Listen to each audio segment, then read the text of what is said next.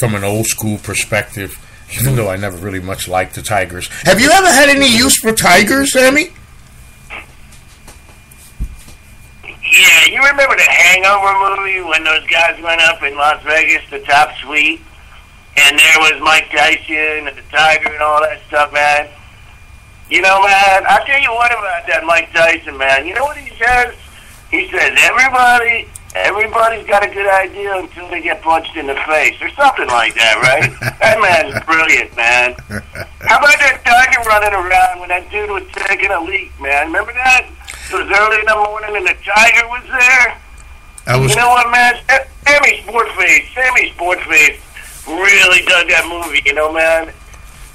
I didn't get too much off on the movie, but the Tiger part was pretty cool. I definitely admit that. Hey, Chris, the Atlanta Braves.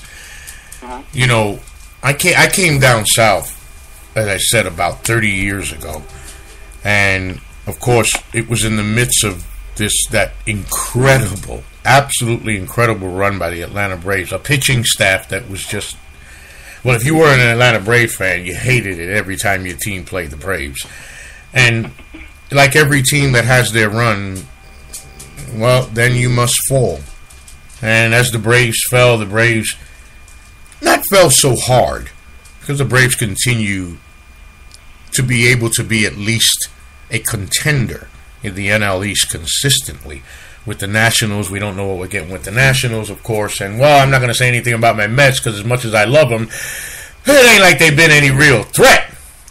But they made a move. Now, they've made several moves, but they made a hometown boy move. Marietta, Georgia, from Vanderbilt, Dansby Swanson. That was the move that we just talked about. One of the other moves, I believe it was, that involved that. But the Atlanta Braves, the Swanson acquisition, I mean, they're saying that this kid is like one of those cornerstone pieces. Yeah, he is, because the Braves already traded away the best defensive shortstop in the game in the Angels. So the Braves needed to find someone to occupy that position as captain of the infield, and I believe Swanson is that guy. He will take some time to develop. I would say maybe 2 or 3 years. So when Swanson comes up, he's going to be a great player for the Braves. And John, I'll say this, Chris. He was a great player in college when he was at Vanderbilt. Oh, yeah. Get to the College World Series a couple of years in a row. He was I would also say this, Chris. Here's my question. Are the Braves attempting to maneuver themselves to put what essentially is going to be a brand new team into a brand new ballpark in a couple of years? Yeah, I think they are, because they've been collecting all this pitching. So I think they may also trade Freddie Freeman if they get a good offer, and I also hear that they may actually end up flipping Ender Inciarte, because as soon as they acquired Inciarte, about 12 teams have called the Braves to try to acquire him, so the Braves could actually flip him for actually some more pitching. So essentially, what we're talking about. This is Sammy. I just wanted to say that this Dansby Swanson guy, you got to admit that's kind of a lacrosse guy name, don't you think? How's that, Sammy? They all have those pretty boy prep school names like that, like AJ Canazio and JJ McDuff and all that crap. This guy's named Dansby Swanson. He should be a lacrosse player, man. Doesn't sound like a baseball player to you? Not really like Ken Boyd, man. Hey, Sammy, we'll keep you with us a few more minutes. John, the Braves are another team, with a new GM, and he's done a pretty good job of kind of shaking things up, getting rid of large contracts, going back into what I call old school baseball, getting the farm system built back up, building young talent for the Braves, and obviously for a kid like Swanson, wow, what it must mean. I mean, an absolute dream for him to go home, for the team he grew up rooting for and staying in the area. But the Atlanta Braves has been in a funk for a while. And I don't know, John, if they've done enough, because I would expect that we're expecting that the Nationals may try to make up for what they lost last year. Don't know what the Mets are going to do. So here's another opportunity for the Braves to maybe steal another division, another East Division. I don't know. John, the Braves... I don't think that's what we're talking about here. I think we're talking about an organization that is shedding payroll because they've got a brand new ballpark that is almost ready to be occupied in Cobb County. And I do think that this is an organization that for the time being is shedding payroll. I think Chris is right. Freddie Freeman is the next guy that's on the block, although I don't think that Freeman gets traded before the deadline takes place in July, but I do think he's the next guy on the block because this is an organization that has decided to reconfigure their entire roster, not just the Major League roster, but the minor league roster, to a new ballpark that they're going to be moving into. And next up, Chris, we watched 2 years ago who the Houston Astros were not. And while expecting maybe a better season, the way they came out was a great story. Absolute great story. And then they continued.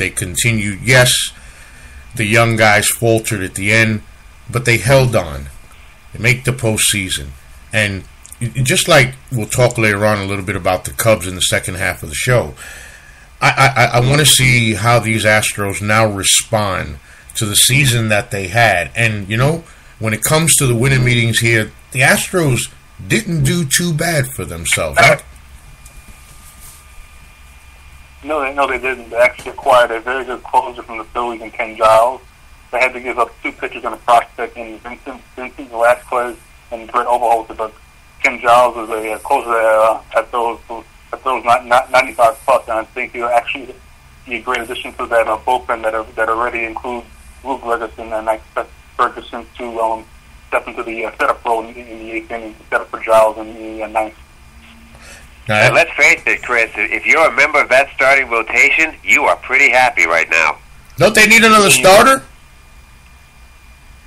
Say that again, Ralph? Don't they need another starter, guys? Aren't they a starter short? They might be, but I think that that's something that they can acquire as the season goes along. I think the Astros have put themselves in position to still be a serious contender in not only their own division but in the American League. I think a starting pitcher can be found once you get to the trade deadline in July. I think they're okay for now, and I think they, the question for them would be whether they want to rent somebody when you get to that time of the year. But I think for now they're okay. All right, gentlemen, we're gonna go. Well, you want to just add something, Chris? No, I'm good, thanks. Want to go ahead and go to break early here because I want to make sure Sammy gets to tell us some stuff about his book and do a little promo here, but first, I'm going to remind everybody, of course, that you're listening to and watching Periscope. I'm not forgetting about you. I got my face turned away from you. You know why? Because these guys got me deep into this. I mean, it's winter meetings. Listen to these guys. I can't help it. My face is buried into the computer like I'm looking in these guys' faces. But, of course, this is In the Batter's Box from NGSCSports.com, from NGSC Sports, on NGSCSports.com, and we are live right now on the Spreaker Radio Player, live on our website. Of course, if you go to the website at NGSCSports.com, what do I always tell you? You'll find current content. You'll find our shows. You'll also find Nassau Community College widget, that says replay of NCC at Rockland. The game just played last night. It was a close loss for Nassau Community College. It moves them to 8-3 on this basketball season. And stay tuned always on NGSCSports.com and I-95. It is actually, we call it an I-95 NGSC Sports production. Nassau Community College Lions basketball on both sites. Also, of course, pay attention as always to all the shows. They play on the Spreaker player. You could also go to Spreaker and hear the shows at NGSC Sports. You can hear our shows on iHeartRadio. You can hear our shows on iTunes. You can hear our shows on Stitcher. In other words, you can hear our shows everywhere. If you go to the website on the Right Now tab, very first article you'll see will be the latest. It just came out a little while ago. It's Chris Lacey's new piece. Cubs signing Heyward has major implications. Hey, trust me, we ain't talked about it yet for a reason. Chill. I could already feel all of you out there in Periscope and Spreaker land. Y'all ain't talked about it yet. Hold on. Dude just wrote the article. Give him a second. Of course, we got Sammy Sportface on the line. We'll be saying goodbye to in a minute, but he's going to say a few things before he leaves. And the latest from Sammy Sportface, of course, more from Donald Trump. And, folks, I know I don't have to remind all you very highly intelligently, quotiently people out there, if I just made that up. It's parody. It's comedy. It's silly. It's stupid. It's crazy. It's out of the way. It's semi-sport-face. Take it as it is and enjoy it. We have the Western Conference wrap of the week.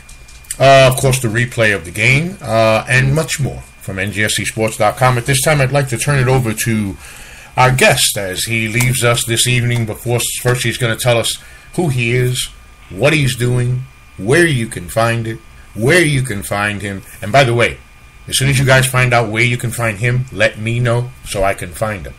Sammy, what do you got to say to the people before you leave us? I know that you have so many things to do and so many holes to crawl into tonight. Thank you, Ralph, Jerry Garcia. Thank you guys for letting me join. Want to let you know that there was an ebook that was launched, that Smile Off Sammy Sportface, on Monday of this week, and it is the most disorganized, inconsequential book ever put together. Most of it is NGSC Sports postings and other things I've written in my spare time. And you know what? It's really confusing to read. It was really confusing to write. And I'm glad it's out there because maybe somebody out there will make some sense of the one thing that really strikes me about the book, which is that I had a conversation with Rick Perry, who was the congressman from Texas, governor from Texas, whatever he is, and we talked about his kitty litter box and how dirty it was, and then he talked about reading Sammy Sportface on NGSC Sports, and he thought it was the stupidest writing he'd ever read. Thanks, everybody. Good night. Good night, Sammy. Have a great one. Ladies, that's and gentlemen, too. That's Sammy Sportface. As he joins us every now and then. We never know where Sammy's going to come from. Guys, now that Sammy's gone, I can officially tell you, boys, that there's more than one loose screw inside that boy's brain.